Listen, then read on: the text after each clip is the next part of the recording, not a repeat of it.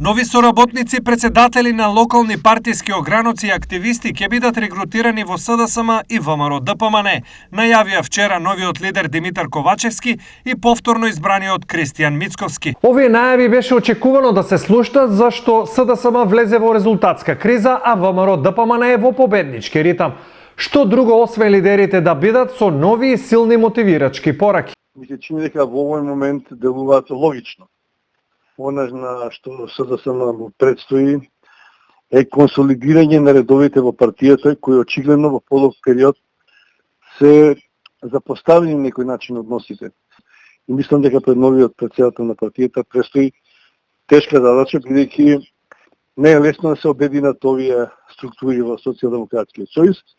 Во однос на ВМРО, очигледно старо новиот лидер е окуражен со победата на локалните избори. И очигледно е и логично да очекува Мицковски да бара избори, да очекува дека овој бран на победа од локалните избори ќе му донесе победа и на евентуални предвремени парламентарни избори.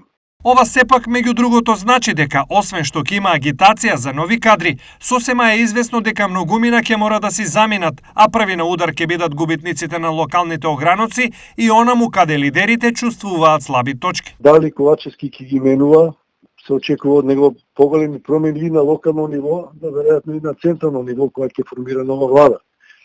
Бидејќи незадоволството на Заев очигледно дека доаѓа од слабиот ангажман и на некои негови блиско соработници на централно ниво. Мене ме зачудува што Мицковски најавува нови кадровски промени кога тој е се уште во опозиција. Ако мисли на поранешни министри во владата на Груевски, тоа не е ништо ново. А какви нови кадри, веројатно се некои помлади, непознати кадри, ако мисли со тоа да ја засили партијата, треба допрва да видиме.